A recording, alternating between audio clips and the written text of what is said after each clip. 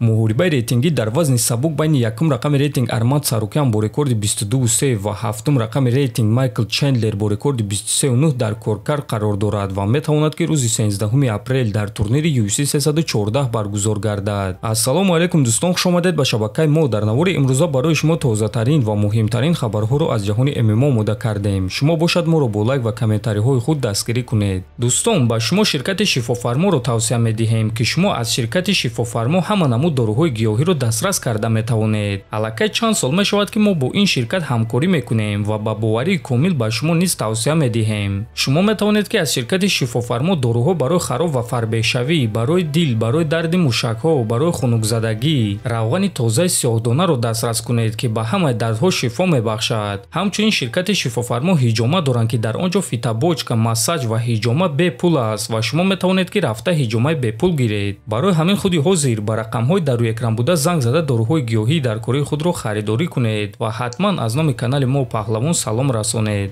Роҳбари UFC Дана Вайт оиди рафтани худ аз ташкилоти UFC фикрҳояшро баён кард. Биёед суханҳои ӯро гӯш мекунем.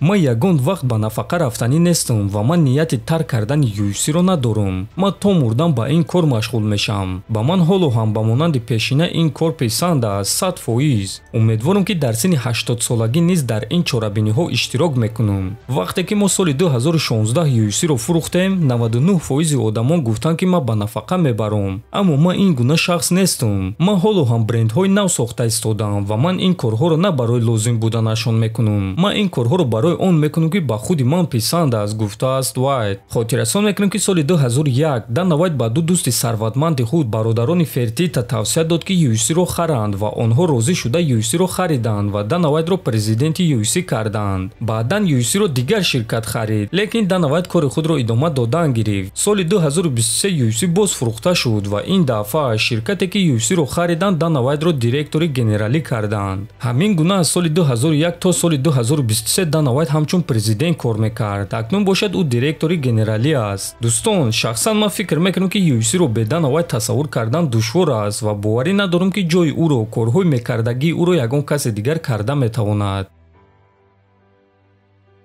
Варзигари тоҷик ҷангори вазни ним сабуки UFC Муҳаммад Наимов баъди ғалабаш дар турнири UFC Fight Night дар Арабистони Саудӣ гуфт ки барои муҳориба зидди ҷангварон аз топ 10 то 15 омода аст. Пеш аз ҳама алҳамдулилло гуфтан мехоҳам барои ин ғалабаи бузург. Ҳам барои бохт ва ҳам барои ғалаба алҳамдулилло.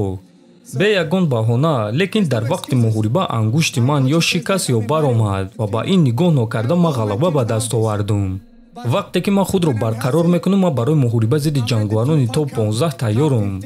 Ба ман бовар кунед, ман беҳтарин ҷангвари вазни ним сабук дар ҳама замон мешавам, иншааллоҳ. Аз муҳориба ба муҳориба ман инкишоф ёфта истодам. Ман ин бозиро дӯст медорам. Ин дӯстам медонад ки чӣ гуна ман ҳар рӯз тамрин мекунам. Ҳар рӯз беис 2 маротиба дар як рӯз тамрин мекунам. Ин шахс медонад ки мо аз куҷо омадем ва чӣ гуна кор мекунем. Моро ягон чиз манъ карда наметавонад, иншааллоҳ. ҳозир одамон дар Тоҷикистон бедоранд. Ман намедонам ки чаро онҳо дар Октагон аз ман интервю нагирифтанд, чунки ин аҷоиб аст. Онҳо тамоми шаҳр, тамоми Тоҷикистон хоб нест. Медонед, вақте ки ман ин тоқиро мепӯшам, ман тасаввур мекунам ки ҳамаи тоҷикон бо ман баромада истоданд. Ман ба мураббиҳои худ дастгирии онҳоро нишон додам ва Ҷастин Салла гуфт ки ягон маротиба чунин корро дидагӣ набуд. Аруд гуфт ки ягон маротиба чунин мухлисиро дидагӣ набуд. Барои ҳамин мо кори зиёд мекунем то ин ки соҳиби ин камарбанд шавем. Мо кори зиёд мекунем то ин ки ба топ 15 ва топ 10 шомил шавем, иншааллоҳ. Касе ки набошад аз топ 15 ма барои ҷанг зидди онҳо тайёрам. Фарқ надорад топ 5, топ 10, топ 15 рафтем. Фарқ надорад дар дохил ё дар берун, дар куҷое ки хоҳед. Ман ҳамаатонро мешиканам, гуфтааст Наимов. Хотиррасон мекунам ки барои Муҳаммад Наимов ин чорум ғалаба дар ташкилоти UFC буд ва умедвор мешавем ки акнун ба ӯ рақиб аз топ 15 медиҳанд. Дар ҳамин ҷо дӯстон, навори мо ба анҷом мерасад. Фикру ақидаҳоятонро нависед, ҳатман дар YouTube канали мо обуна шавед. То боздид, хонободу сарбаланд бошед.